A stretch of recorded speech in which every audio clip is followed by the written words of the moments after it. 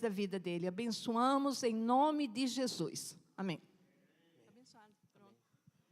Amém. Boa noite, irmãos. A paz do Senhor Jesus. Amém.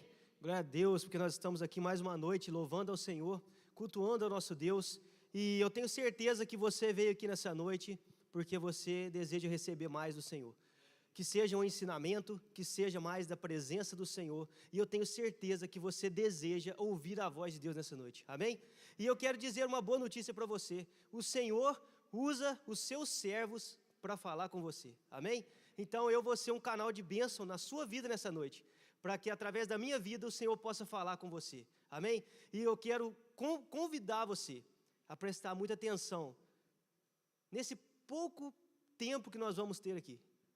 Queria convidar você a prestar muita atenção nos ensinamentos que vão ser falados aqui nessa noite, nos princípios que vão ser falados aqui nessa noite, para que através desses princípios a sua família possa ser restaurada. Sabe, aquele filho seu que às vezes não está vindo à igreja, assim como foi ensinado, sabe aquele parente ali que está difícil, que está com uma situação muito complicada na sua família, sabe aquelas pessoas que você acha, essa pessoa aqui da minha família não tem jeito mais.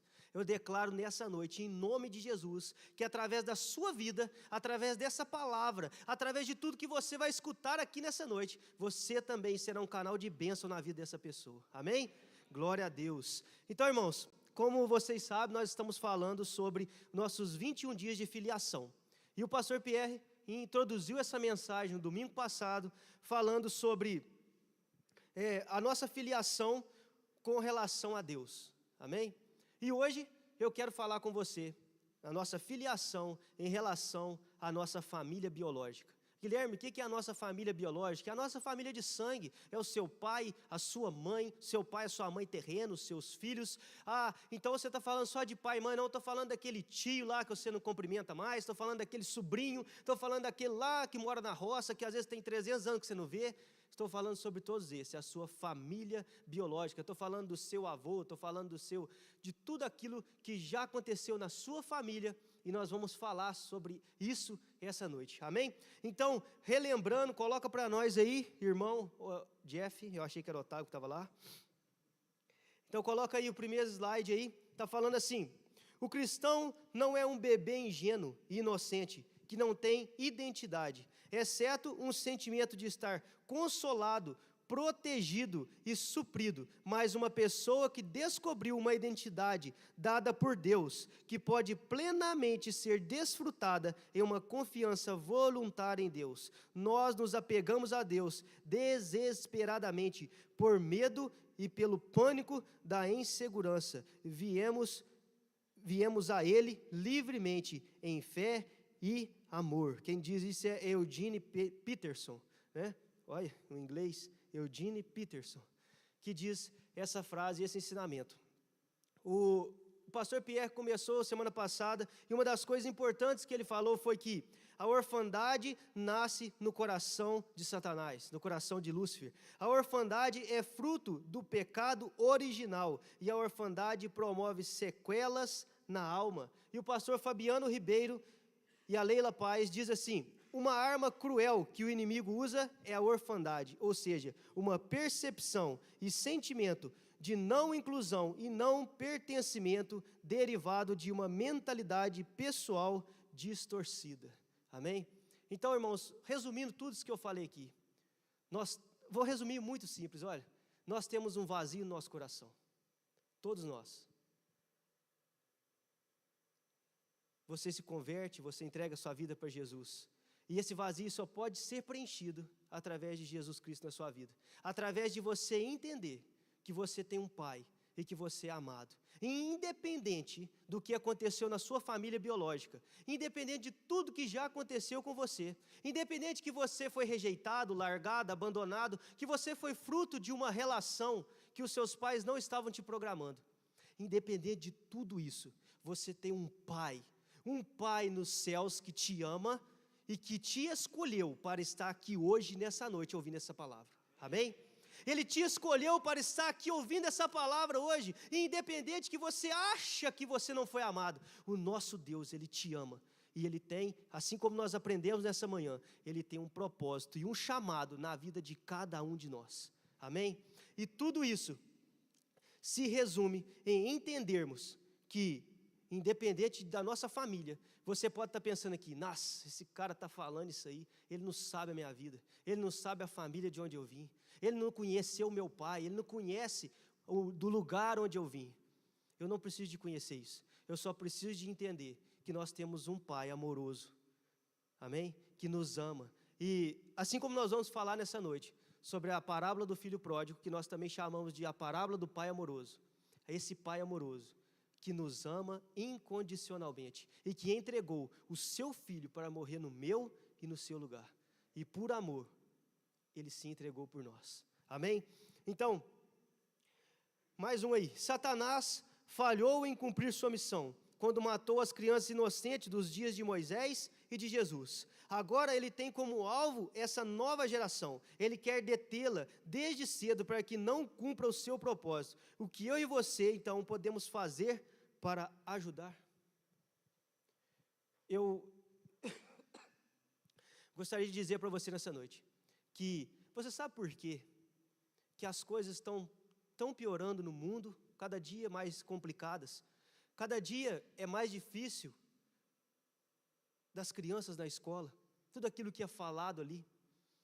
Você sabia que a porcentagem de jovens que estão presos, você sabia que a porcentagem de jovens que estão nas ruas, você sabia que aonde há a maior concentração de pessoas de renda muito baixa e são muito pobres mesmo, passando fome e necessidade, são lares desfuncionais. São famílias onde o pai abandonou, onde a mãe abandonou, são famílias onde não existe mais união, são famílias onde foram todos abandonados, famílias desfuncionais. Então, nós precisamos de entender que é por isso a nossa sociedade vai só indo de ladeira abaixo, porque a cada dia o diabo tem tentado, Deus de criancinha, através de celulares, através de mídias sociais, através de escola, através de cartilhas, através de tantas coisas, destruir a cabecinha já das nossas crianças para o mal. Cada dia isso vai se agravando mais. E quantas mais separações existem, quantos mais divórcios tem a cada dia, quanto isso tem aumentado. Quanto tem aumentado as relações sexuais ilícitas, onde um homem ou uma mulher se envolvem sexualmente, sem elo nenhum, simplesmente por mais uma noite de prazer, e ali acontece a geração de um filho. E aí será como vai ser a vida desse filho?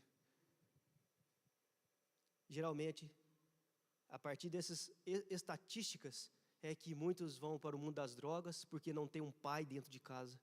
É por isso aí que vão preso. É nessa situação que eles não têm um pai e uma mãe dentro de casa, que a nossa sociedade vai se destruindo a cada dia mais. Então vamos lá, falando então agora da nossa família biológica. O que nós temos que entender sobre isso?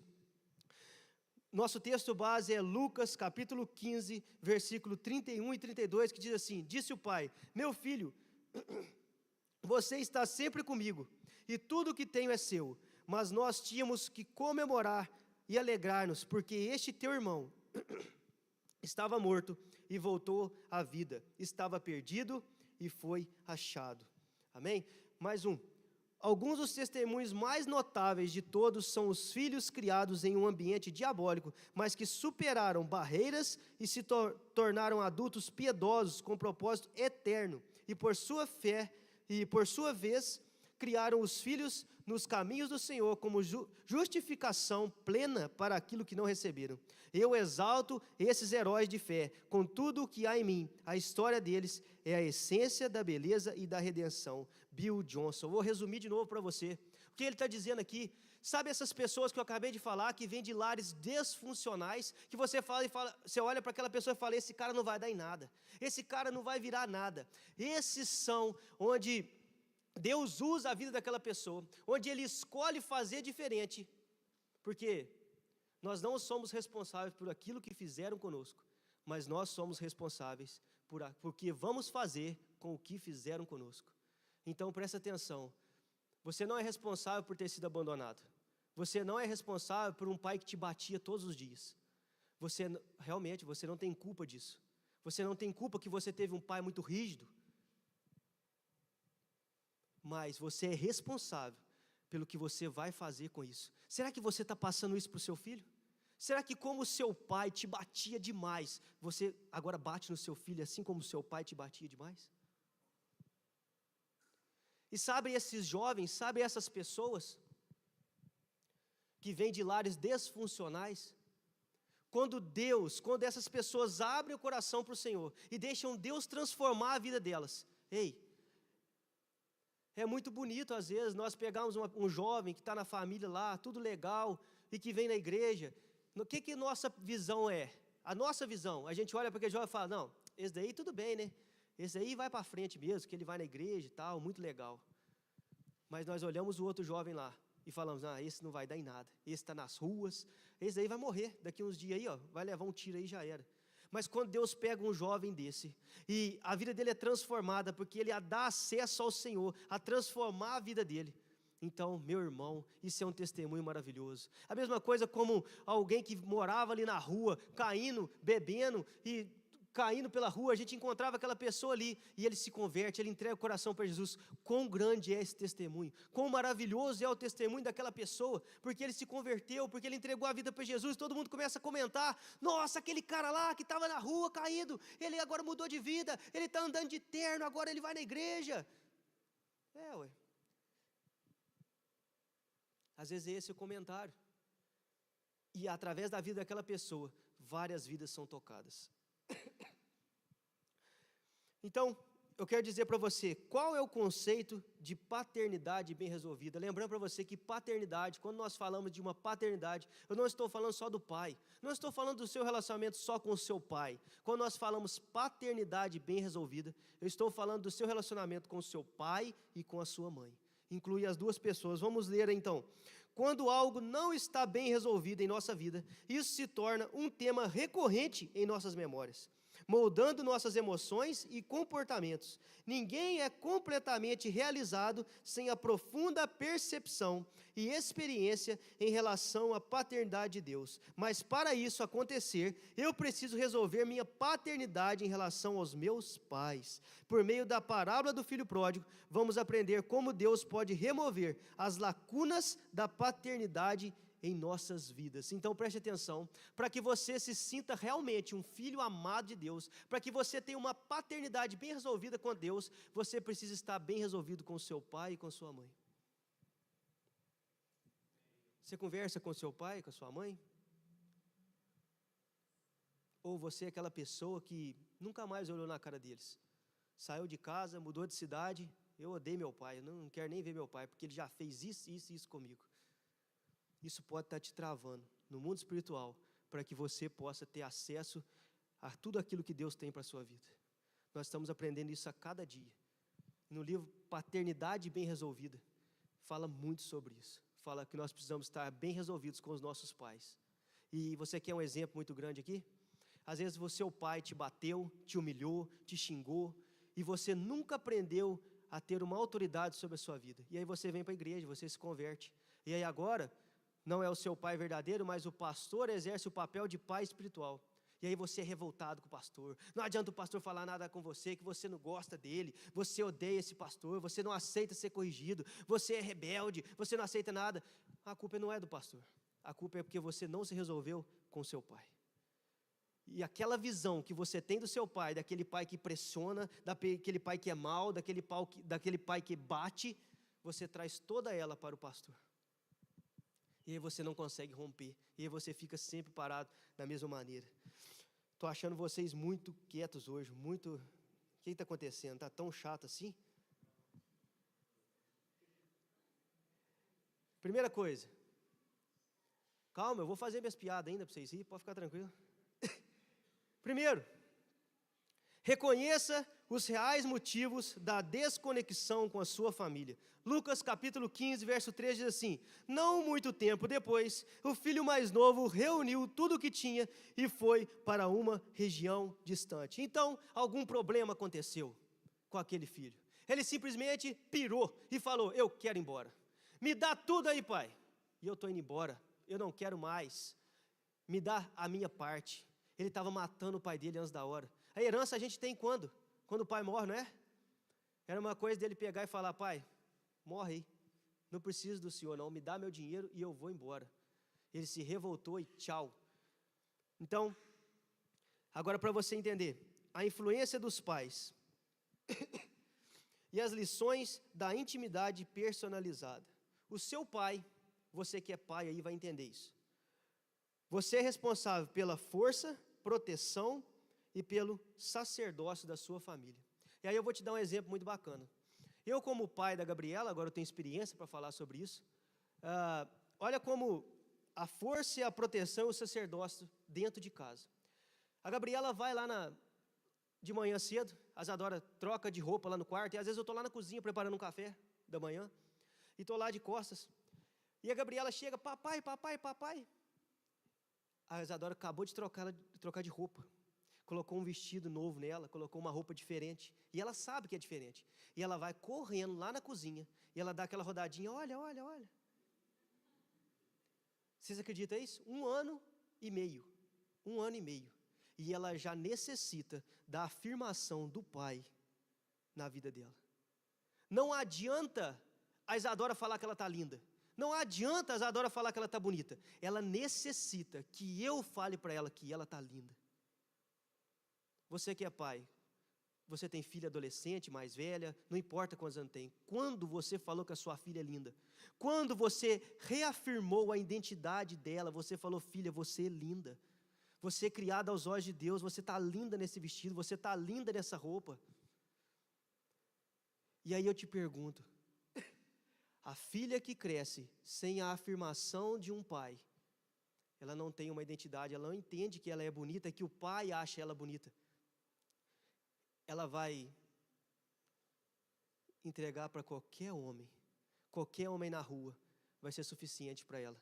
Qualquer homem que tiver lá na rua, ela não foi amada, ela não entendeu o que é ser amada, ela não entendeu o que é ser afirmada pelo pai dela, ela não teve um exemplo. Você deseja isso para a sua filha? Então trate de mudar hoje, você pai. Você pode mudar de vida hoje, você pode começar a fazer isso hoje. Mas a minha filha já é muito velha, ela tem 30 anos, não tem problema. Você pode falar que ela é linda hoje, ainda dá tempo disso. Não precisa de acabar agora não, irmãos. Não precisa de, não tem jeito mais, tem jeito sim. Você pode mudar hoje, pai. Então você, mãe, agora você é responsável pela sensibilidade, pelo gerar, pela conexão dentro da sua casa. Você é responsável pela conexão, sabe? Você é a mãe que está ali, que cuida, que abraça, que gera, que tem o contato direto com o seu filho, Deus do cordão umbilical, que está ali. Nós homens, ei, você que é pai aí, você que é mãe, a mãe, ela já sabe que é mãe desde o momento que ela faz o primeiro ultrassom, desde o momento que ela começa a sentir que ela já é mãe, desde o momento do primeiro teste, ela já olhou e falou: eu sou mãe. Agora o pai não, cara, o pai só cai a ficha depois que o neném nasce. Ele está lá na barriga, é verdade ou não é? Aí eu estava lá escutando assim na barriga, está escutando? Está mexendo, está mexendo. Aí a gente tem que falar que está mexendo, mas não sentiu nada, nem percebeu lá ainda. Às vezes o Toy Pedro coloca a mão aí, olha, Toy Pedro, está mexendo. Ele nem percebeu, mas ele tem que falar que está mexendo, senão a Laine fica brava com ele. Mas ele ainda não tinha o primeiro filho. Nós ainda não temos a percepção que nós somos pai. Mas, meu irmão, quando a primeira vez você pega aquele nenenzinho no colo, a enfermeira te entrega aquele bebê, você fala: eu sou pai agora. E aí vem o desespero, começa a passar mal, e muitas vezes tem que acudir porque está passando mal. E aí a ficha do homem cai, porque a gente é meio lento mesmo, a gente demora, não é, Josnei? Demora um pouquinho a ficha cair. Mas a hora que aquele neném vem no seu colo, você fala: meu Deus, a responsabilidade de uma vida que está sobre as minhas mãos. Deus te confiou o seu filho, a sua filha, com uma responsabilidade. Você vai ser cobrado. O pastor e a Silvana não vão ser cobrados pelos seus filhos. Você vai ser cobrado pelos seus filhos. Nós, pastores, não vamos ser cobrados se nós ensinamos a escola bíblica direito para os nossos filhos, para os seus filhos. Não. Você, pai, mãe, vocês vão ser cobrados. Nós vamos ser cobrados de cada um dos nossos filhos. Você acha que não? Quando você chegar diante de Jesus, Ele vai perguntar: e o filho que eu te confiei? E a vida que eu te confiei? Você fez tudo que você podia fazer por Ele, não de herança, não de dinheiro, mas para, assim como a Silvana falou aqui, para levar ele na casa do Senhor, para ensinar e inculcar na cabeça do seu filho a palavra de Deus? Aleluias! É por isso que eu estava nervoso hoje para falar, irmãos. Agora entendi tudo. E os irmãos, agora eu quero contar mais um testemunho da minha irmã. Amizade, confiabilidade e partilha. Eu perdi mais de 10 anos, 10 a 12 anos da minha vida e da minha irmã, de proximidade, porque a minha irmã não confiava mais em mim, porque nós estávamos afastados do amor de Deus. Mais ou menos com 10, 11 anos de idade, eu não entendia muito bem também, mas eu era levado às vezes para a mesa, para quando ia fazer as correções para minha irmã, eu estava lá, como julgador, como apontador de dedo. Era eu que entregava ela quando ela estava fazendo alguma coisa errada, e nós nunca conversamos sobre isso. Nós nunca sentamos e falamos: o que está errado? O que nós podemos conversar? O que a gente pode se ajustar? Mas, irmão, eu quero falar um negócio para você. Depois desses 30 semanas, que nós estamos caminhando para o final. Eu fiz ano passado, e a Lavínia tem feito esse ano. Nós nos aproximamos de uma tal maneira, que eu falei: meu Deus, como eu perdi tanto tempo da minha vida sem a minha irmã do meu lado, sem confiar nela, sem estar junto com ela, partilhando, conversando com ela. Hoje a minha irmã abre coisas comigo que eu nunca imaginei que ela ia me falar. E eu falo coisas com ela que eu nunca imaginei que eu iria falar com a minha irmã. Mas, através de quê? Através de uma cura, através da restauração da paternidade, através de entender que o amor verdadeiro, que Deus nos ama de verdade, que eu não estava como posição de julgador por ela. Mas agora ela entendeu que ela é filha amada de Deus, e que independente do que ela fez, independente do que já passou, Deus ama ela da mesma maneira, e ela não tem que provar nada para ninguém. Amém? E hoje nós estamos desfrutando de uma intimidade que, meu Deus, como é maravilhoso. E eu pergunto para você: como é o seu relacionamento com o seu irmão, com a sua irmã? Inimigos? Eu tenho muita coisa para falar ainda. Número 2, reaja contra as disfunções emocionais adquiridas. Isso daqui, irmãos, Lucas capítulo 15, verso 13, 14 e 16. E lá desperdiçou os seus bens, vivendo irresponsavelmente. Depois de ter gasto tudo, houve uma grande fome em toda aquela região, e ele começou a passar necessidade. Ele desejava encher o estômago com as vagens alfarrobeira do que os porcos comiam, mas ninguém lhe dava nada. Então, aquele rapaz gastou tudo o dinheiro da herança dele, e agora ele não tinha mais nada para comer, a ponto de querer comer junto com os porcos. Agora você imagina a situação que ele chegou de passar fome, e de entender que o mundo não era tão bom assim como ele pensava, que o mundo não era tão bacana igual ele pensava, que o amor verdadeiro estava na casa do Pai. Mas ele escolhe ir para o mundo, e o mundo é triste, o mundo não é tão simples assim. Então, algumas situações aí, que você como pai, mãe, você como filho, vai identificar. E se você falar para mim que não acontece nada disso daqui na sua vida, nunca aconteceu, eu vou falar para você: você já é santo, já foi arrebatado, já está tudo certo. Então presta atenção aí, o que você vai identificar? Vai passando junto comigo aí. Quando os pais são inexistentes, então quando não tem o pai ou a mãe, isso gera, os filhos se tornam solitários.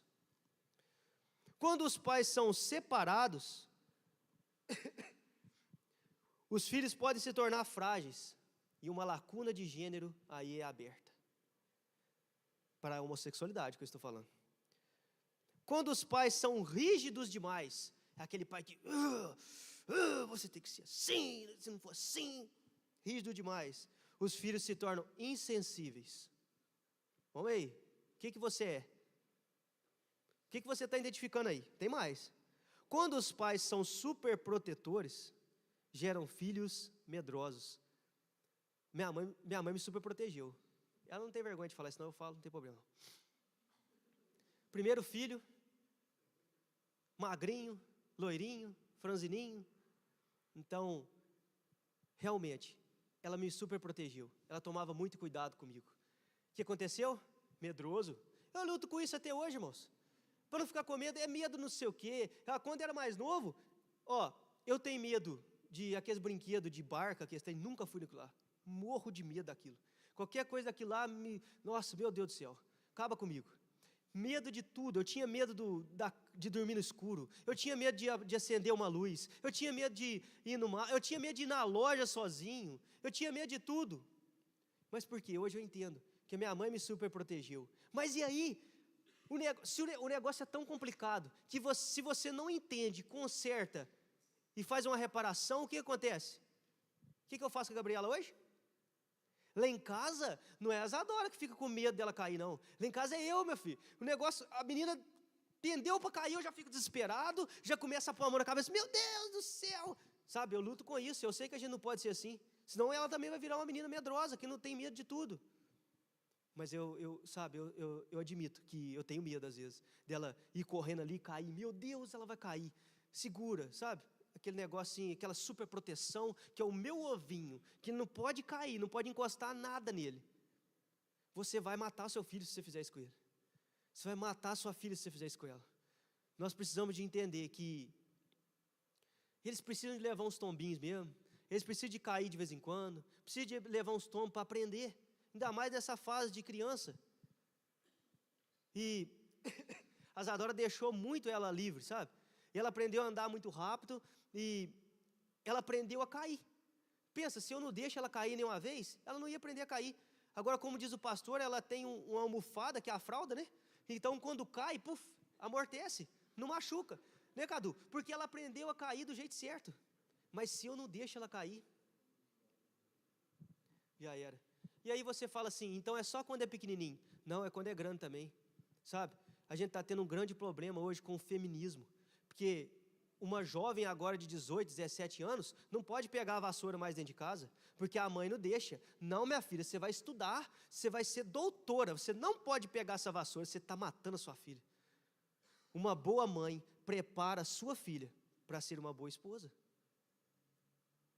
Mas o mundo hoje está tudo virado, né? O pensamento hoje é diferente. Mais um aí.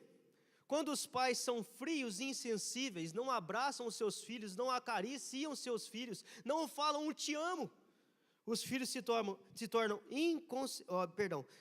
carentes. E aí, mais distorções sexuais. Se a sua filha não tem um amor de pai, ela vai procurar um amor lá na rua. E se o seu filho também não tem um amor de mãe, vai ser um galinha lá na rua. Desculpa a expressão. Quando os pais são liberais, os filhos se tornam inconsequentes. Quando os pais são consumistas, os filhos se tornam materialistas. E quando os pais são desleais, esses filhos se tornam rebeldes. Quando os pais são disfuncionais, os filhos podem se tornar codependentes. Você sabe o que é isso, codependência? Você é escravo de alguém, que alguém às vezes fala para você, está errado, não pode. Às vezes é aquilo que Deus tem para você, Deus tem para fazer na sua vida, mas você não vai porque você tem medo daquela pessoa. Aquela pessoa te controla, ao ponto de, eu vou na igreja, mãe, eu vou na igreja hoje. Não, você não vai naquele lugar. Controlador. E aí você fica codependendo daquela pessoa, você não consegue fazer mais nada. Tudo você depende. E aí eu te pergunto nessa noite, o que você desenvolveu por meio da disfunção familiar? O que você tem aí? Você é revoltado? Você é tímido? Eu estou vencendo a timidez, declaro aqui nessa noite. Eu estou vencendo a timidez. Você achava que timidez não é problema, não? É problema. Eu estou vencendo ela, e não é fácil, não. Quem aqui está vencendo timidez também? Quem é muito tímido? Está vendo? Mas você é tímido porque alguma coisa aconteceu lá atrás. E por isso você é muito tímido hoje. Mas você precisa de vencer isso. Nós precisamos de vencer isso. Às vezes, eu estou aqui na frente, você fala assim, timidez, nada lá, está falando, tá coisa. Gente, é muito difícil para mim aqui, já é o meu ambiente de segurança, sabe? Aqui eu já estou seguro, já está normal para mim, sabe? Coloca eu para ir pregar em outra igreja. Coloca eu para ir pedir uma comida no restaurante, eu tenho dificuldade. Um restaurante muito chique, eu tenho dificuldade de entrar lá, de sentar e pedir alguma coisa, porque eu não sei, sabe? A gente que é muito tímido, a gente tem dificuldade quando a gente não está, a gente não tem segurança daquele lugar. Eu não sei você que é tímido, mas quando você já foi naquele lugar 1, 2 vezes, a timidez vai acabando, né? Você já fica mais livre, você já sabe como funciona. Agora, ir num lugar que você não sabe nada como funciona é um problema para nós. Mais uma coisa aí, medo, você tem medo de tudo, medo demais, medo de dormir, medo de morrer, medo de cair, medo da moto, medo do carro. Você se sente rejeitado, você é codependente de alguém, você tem alguma disfunção sexual, ou você é religioso demais. Esses dias nós estávamos falando sobre atraso, e a gente falando sobre atraso, que atrasar é uma falta de caráter. Chegarmos atrasados no lugar, aquela pessoa que sempre se atrasa, todo dia está atrasado, uma falta de caráter. Mas você sabia também que a pessoa que não aceita, de jeito nenhum, atrasar 5 minutos, por nada, o mundo vai acabar, o mundo vai morrer, se eu atrasar 5 minutos? Religiosidade. Qual é o nosso equilíbrio nisso? Às vezes imprevistos acontecem, às vezes situações que você não estava esperando acontecem. E aí, infelizmente, você vai atrasar. Mas você tem que passar uma capa de tanta perfeição, de tão religioso, de tão certo, que você vai falar, eu chego 5:06 todos os dias no culto. Antes do pastor chegar, eu já estou lá. Você viu, irmão? O pastor atrasou hoje 5 minutos. O pastor atrasado, né? Começa o culto sem ele. Depois ele chega, né? O culto vai continuar. Mas nós temos que tomar cuidado com os extremos, porque nós queremos, às vezes, não pode atrasar, mas também, se atrasa, eu lá em casa é um problema. A Zadora já falou, não vem bater o pezinho para mim na porta, não, porque às vezes ela está terminando de arrumar, e eu fico lá na porta assim. E aí você já viu, né? Porque a gente começa a pressionar, a mulher fica assim, e depois dá o quê?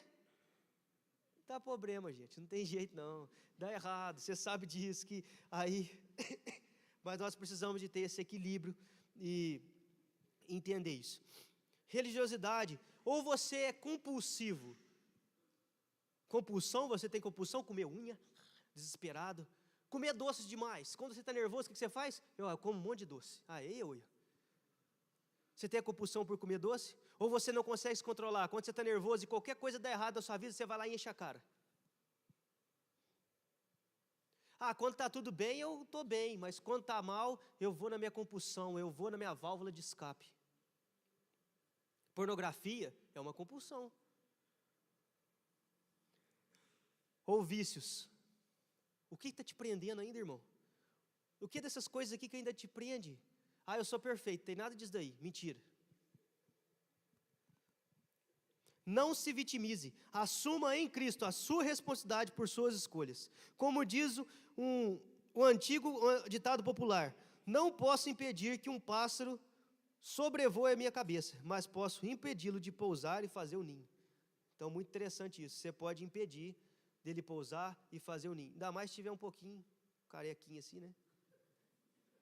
O ninho não para, a hora que vai colocar as coisas começa a deslizar, né, Miranda? Começa a cair para cá. Então nunca faz o ninho na cabeça da pessoa. Mais uma frase para você aí. Não podemos negligenciar o fator de hereditariedade familiar. Adquirimos tanto doenças e limitações quanto boas influências. Está em nossas mãos decidir o que passará mais na nossa história. Comparativamente, podemos afirmar de forma geral que a ênfase bíblica na responsabilidade pessoal é 70%, enquanto nas heranças 30%. O que está dizendo aqui então? Que a herança que veio da sua família tem uma pressão sobre a sua vida. O seu pai era alcoólatra? 30% de chance de você ser alcoólatra, se você não mudar de vida. Ah, o seu pai era adúltero, ele adulterava. Então, 30% de pressão na sua vida de você também ser adulto. Você já viu isso? Você pega as manias do seu pai? Seu pai é nervosinho, estressado. Você vai assim também, ou a sua mãe? Falando só de pai, né? Mas herda da mãe também. Aquela mãe que é controladora, a sua tendência é ser assim com o seu filho. Você odeia aquilo na sua mãe, mas você replica a mesma coisa. Mas eu tenho uma boa notícia para você. Por mais que 30% vem da herança da sua família, 70% vem da sua responsabilidade pessoal. E mais uma vez eu digo a frase para você: você não é responsável pelo que fizeram com você, mas você é responsável por aquilo que vai fazer com que fizeram com você. Pensa para você ver, se você sofreu a vida inteira com um pai te batendo, com um pai nervoso, com um pai que não te amava, que você achava que não te amava e que batia em você, por que você vai replicar isso no seu filho? Você tem a escolha. Então 70% da pressão você pode escolher. Então, peraí, é 70 contra 30. Resumindo, a escolha é sua. Você pode escolher fazer diferente. Você pode escolher ser diferente do seu pai e da sua mãe. Você pode escolher ser diferente e tratar diferente as outras pessoas, diferente daquelas que trataram você. Ah, por que você é amargo? Por que você tem a cara ruim, tem a cara emburrada? Ah, porque minha mãe tinha a cara ruim. Mas é escolha sua ficar com a cara ruim. Você pode, em Cristo Jesus, ser transformado e agora exalar o bom perfume de Cristo, exalar a felicidade de Jesus. Que alegria, porque você agora, sabe? É escolha sua fazer diferente. Ponto 3, decida acertar as pendências familiares. Aqui o negócio pega. Decida acertar as pendências familiares. Quais pendências você tem? Vou ler o versículo para você. Caindo em si, ele disse: quantos empregados do meu pai têm comida de sobra, e eu aqui morrendo de fome? E o que ele fez? Eu vou voltar para a casa do meu pai, eu vou ficar aqui sofrendo, lá eu tenho comida, e ele trata os empregados dele muito melhor do que eu estou aqui. Ele se arrepende e volta atrás, eu vou voltar para a casa do meu pai. Provérbios 16, 18 diz assim: o orgulho vem antes da destruição, o espírito ativo antes da queda. Provérbios 29, 23, o orgulho do homem o humilhar, mas o de espírito humilde obtém honra. Provérbios 13, 10, o orgulho só gera discussões, mas a sabedoria está com os que tomam conselho. Em Mateus 5, 9, Jesus diz: bem-aventurados os pacificadores, pois serão chamados filhos de Deus. Agora eu faço uma pergunta para você, olha para mim, irmão. Olha para mim, em nome de Jesus, eu quero pedir você. O que o Espírito Santo já falou com você aí? Quais pendências familiares você tem? Com qual tia você está brigado? Com qual tia você está brigado? Com qual irmão você não olha na cara mais? Então eu vou mais profundo. Seu pai e sua mãe. Quantos anos tem que você não vai na casa da sua mãe? Porque você brigou com ela. Ou qual irmão você brigou por herança e não olha mais na cara dele? Você sabia que isso é um dos motivos maiores que destrói as nossas famílias? Ou você, mulher, que foi numa festinha de família ou num encontro de família, que uma parente criticou a sua roupa e você nunca mais olhou na cara dela. Tá gorda, hein? Nunca mais você perdoou ela, porque ela te chamou de gordinha. Você está rindo? Ou magra? Magrela. Nunca mais você olhou na cara dessa pessoa. Você odeia ela de todo o coração. Quando você encontra com as outras irmãs ou com as outras primas, você fala mal daquela. Isso acontece só na minha família? Acontece com vocês, não? Mas agora eu quero dizer uma palavra para você. Sabe o que você precisa de ser? Coloca no telão para nós aí. Pacificadores. Eu vejo muito exemplo do meu pai nisso. É muito difícil para mim hoje, irmãos, falar sobre família biológica, porque eu tenho que citar os meus pais, não tem jeito. Mas eles não têm vergonha mais não, eles já aprenderam. Mas ele sempre foi, quando eu estava preparando essa mensagem, eu lembrei dele. Ele sempre foi o pacificador na casa dele. Toda vez que tinha uma treta de família lá na casa da minha avó, em Bom Sucesso, ele ia lá resolver. Ligavam para ele: Rogério, pelo amor de Deus, vem aqui. O fulano de tal veio aqui, xingou a mãe, o fulano de tal veio aqui, está falando mal do irmão aqui, que não sei o quê, você vem cá, pelo amor de Deus. Aí vai o Rogério, senta com todo mundo: mas você não pode ser assim, você não ama ela. Aí no final de tudo ele pegava e falava assim: agora abraça todo mundo, e beija, e tem que beijar. Pacificadores. Nós sempre estamos no meio da discussão, do problema de família. Você é um desses que está lá no meio? E ainda é crente. Ainda sempre cai, é o crente que está lá no meio, brigando, discutindo, fica com remorso, não olha mais na cara. Quem que você tem que reparar, irmão? Quem que você tem que ir lá na sua família e pedir perdão? Mas eu não aguento não, ele fez isso comigo, ele me humilhou. Você é pacificador, você tem a palavra de Deus, você foi restaurado, redimido por Cristo Jesus, e você que tem que fazer a diferença, está em você a diferença. Se você não fizer a diferença, ninguém vai fazer na sua família. Você é responsável por ser um pacificador dentro da sua família. Irmãos, eu estou acabando, tá? Os filhos são promotores de paz. Se na sua opinião, sua família foi insuficiente, procure a paz. Pode ter certeza de que o céu estará com você nesta empreitada. Vai ser fácil? Não. Vai ser simples? Não. Mas você precisa. Você sabia que tem muitas coisas na sua vida que não se romperam. Existem doenças na sua vida. Não estou falando que é todas as doenças, presta atenção. Eu estou falando que existem doenças na sua alma que não foram curadas porque você não liberou perdão para aquele parente. Você sabia disso? Você sabia que você às vezes está agarrado, não sobe na vida. Não sei que sentido você está pensando em subir na vida, mas eu estou falando de uma vida espiritualmente com Deus, de uma vida onde, por mais que as coisas tudo dê errado, você está feliz porque você está em Jesus. E sabe por que isso não acontece? Porque você não resolveu aquele problemão de família lá há mais de 20 anos atrás. Meu Deus, como é difícil, né? Em Hebreus capítulo 12, versículo 15 diz assim: cuidem que ninguém se exclua da graça de Deus, que nenhuma raiz de amargura brote e cause perturbação, contaminando a muitos. Olha, presta atenção, nenhuma raiz de amargura. Tem a imagem aí das ervas? Põe para nós aí, das ervas. Aí, ó. Eu vou até apagar a luz correndo, aguenta aí. Agora vai dar para a gente enxergar melhor. Um lindo jardim. Está vendo praga alguma ali? Nenhuma praga, nada, tudo limpo, maravilhoso. Mas ali, ó, uma praga naquela plantinha.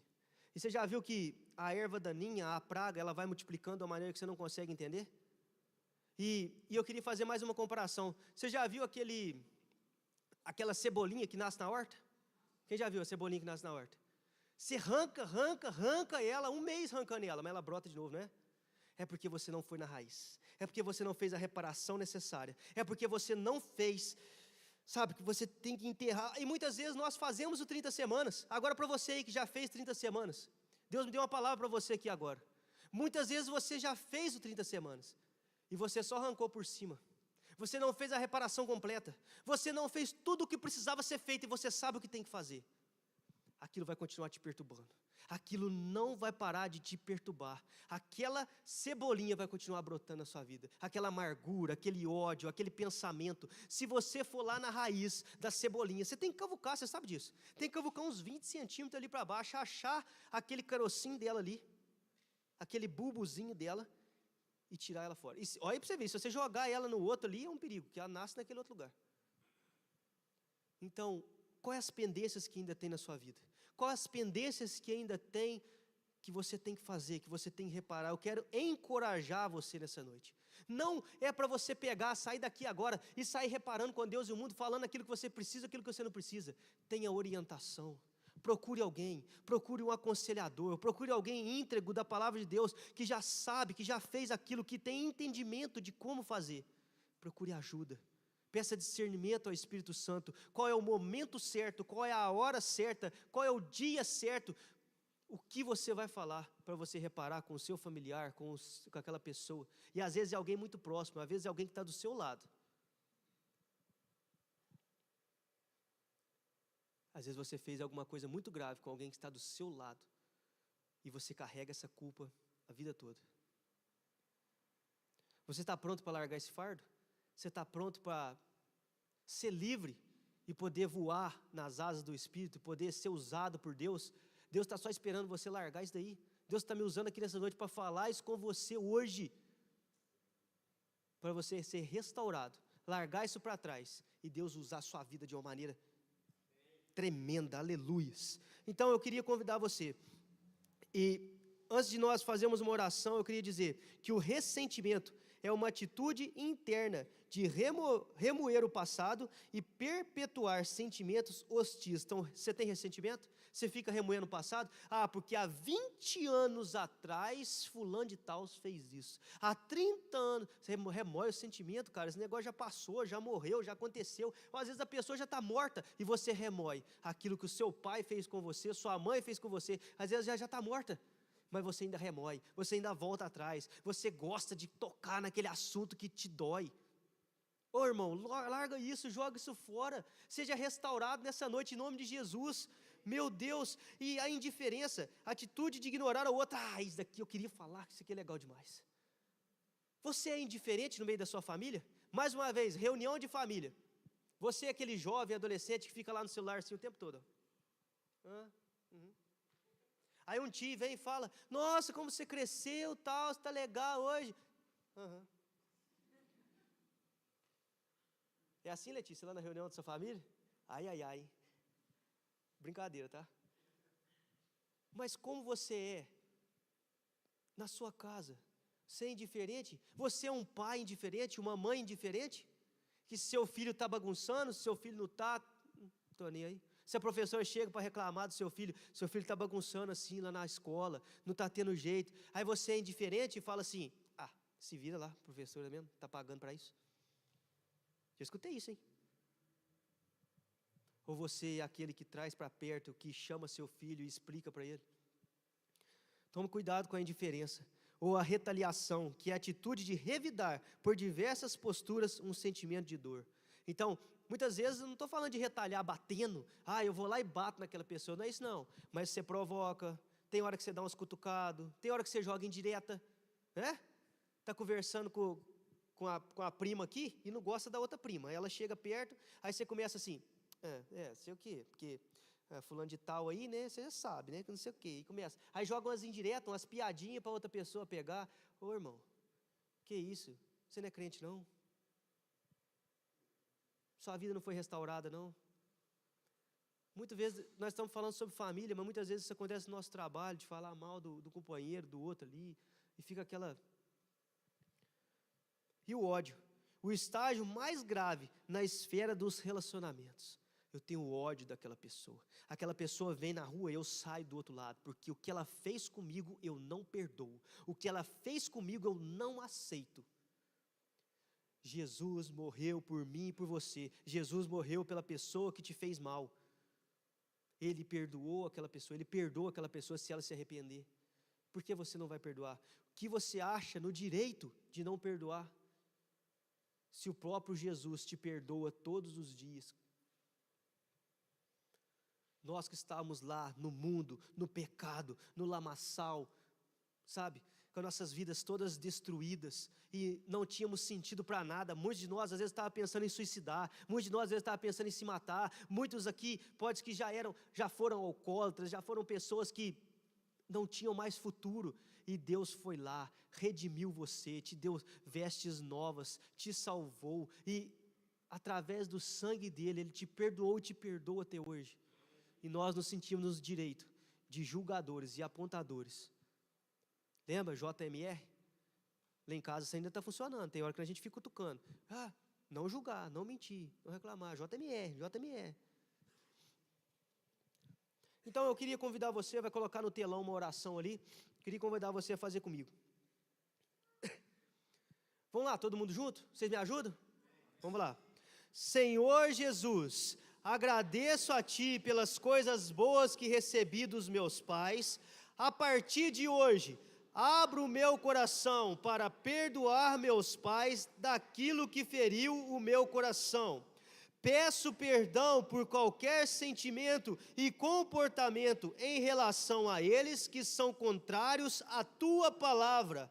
Cure o meu coração e me liberte de todas as prisões ligadas aos relacionamentos com os meus pais. Naquilo que for possível, me ajude na reparação, e aquilo que eu não posso fazer, entrego em tuas mãos. Receba a tua cura para todos os outros níveis de relacionamento em minha vida. Em teu nome, Jesus.